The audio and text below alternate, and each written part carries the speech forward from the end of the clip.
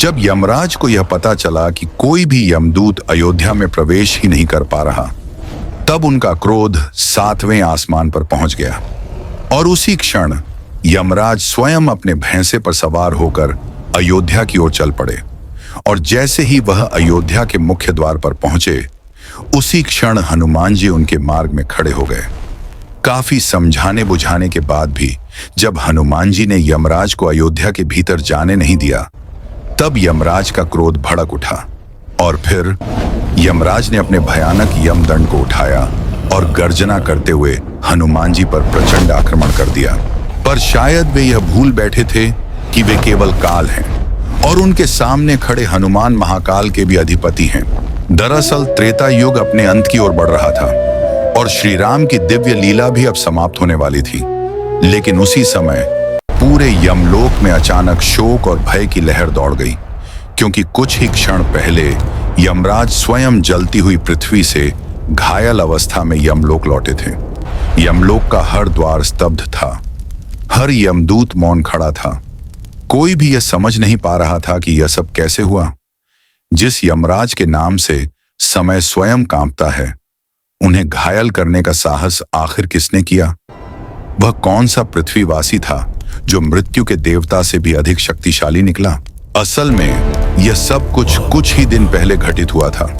यमलोक के दरबार में यमराज और चित्रगुप्त के बीच एक अत्यंत गंभीर विवाद छिड़ गया था। चित्रगुप्त ने भारी स्वर में कहा, भगवान, वह समय आ चुका है जब आपको स्वयं श्री राम से निवेदन करना होगा कि वे पृथ्वी की लीला को विराम दें। लेकिन इसमें एक बहुत बड़ी बाधा है। यमराज ने कठोर दृष्टि से देखते हुए पूछा, चित्रगुप्त, वह बाधा क्या है? स्पष्ट शब्दों में कहो। तब चित्रगुप्त बोले, भगवान, कई वर्षों से एक भी यमदूत अयोध्या में प्रवेश नहीं कर पाया है। इसी कारण अयोध्या में किसी भी मनुष्य की मृत्यु संभव नहीं हो पा रही। यदि आपको विश्वास न हो तो स्वयं यमदूतों से पूछ लीजिए। जब यमराज ने यमदूतों को बुलाकर प्रश्न किया तो उन्होंने कांपती हुई आवाज में कहा, जैसे ही हम अयोध्या के समीप पहुंचते हैं, वहां द्वार पर पहरा देने वाले एक वानर के शरीर से ऐसा तेजस्वी दिव्य प्रकाश प्रकट होता है कि वह हमारे शरीर पर पड़ते ही हमें जलाने लगता है और उसी क्षण हम आगे बढ़ने में असमर्थ हो जाते हैं। जब चित्रगुप्त ने यमराज को बताया कि अयोध्या के द्वार पर पहरा देने वाला वह वानर और कोई नहीं, स्वयं हनुमान है, तो यमराज के होंठों पर एक व्यंग्य भरी मुस्कान उभर आई। वे हंस पड़े और उपहास करते हुए बोले, तुम लोग हनुमान से इतने भयभीत क्यों हो? यदि मैं चाहूं तो किसी का भी अंत कर सकता हूं, फिर वह हनुमान किस गिनती में है? इतना कहकर यमराज ने एक पल भी देर न की। वे अपने भैंसे पर सवार हुए और सीधे अयोध्या की ओर प्रस्थान कर गए। लेकिन जैसे ही यमराज अयोध्या के मुख्य द्वार पर पहुंचे, उसी क्षण उनके मार्ग में स्वयं पवन पुत्र हनुमान खड़े दिखाई दिए। हनुमान जी ने अत्यंत विनम्रता के साथ हाथ जोड़कर प्रणाम किया और शांत स्वर में कहा, हे मृत्यु के देवता, आपका इस पावन नगरी में आगमन कोई साधारण संकेत नहीं है। कृपया बताइए, आप किस उद्देश्य से यहाँ पधारे हैं? हनुमान की इस नम्रता के उत्तर में यमराज का स्वर और अधिक कठोर हो उठा।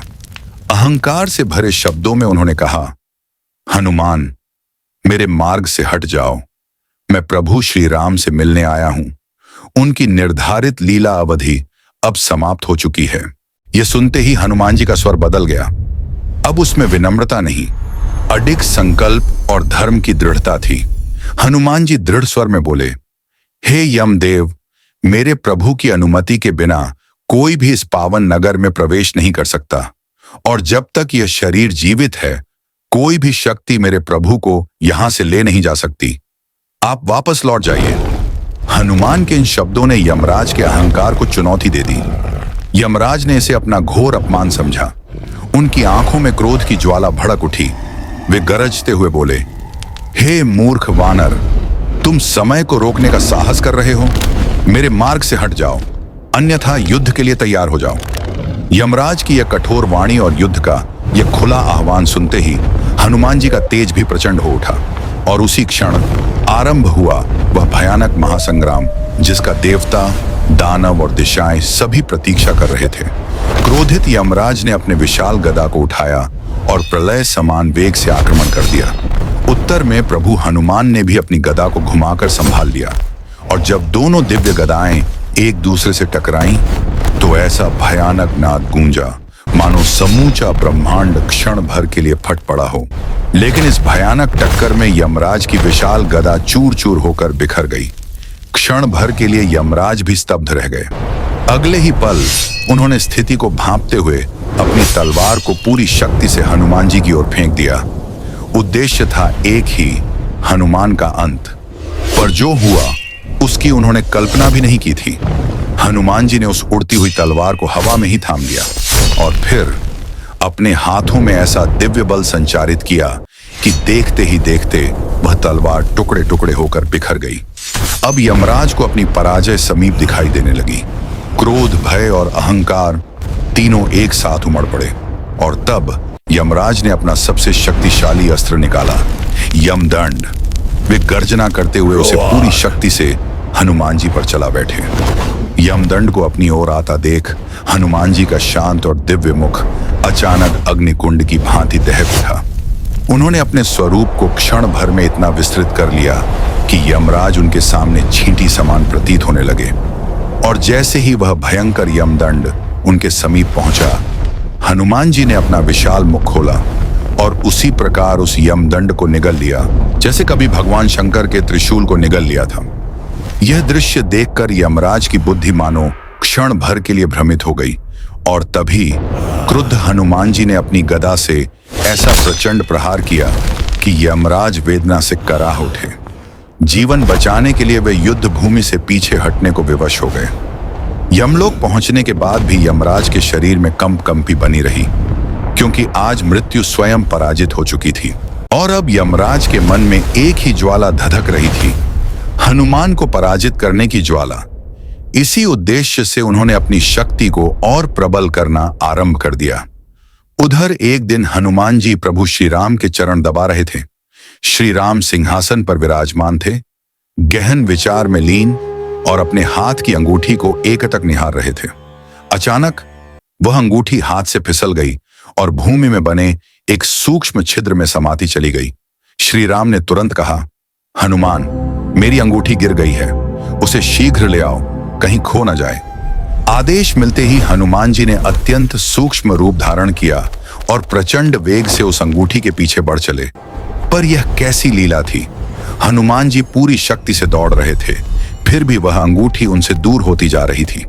वे अनेक बार समूची पृथ्वी का चक्कर लगा आए, किंतु अंगूठी की गति और भी तीव्र होती चली गई।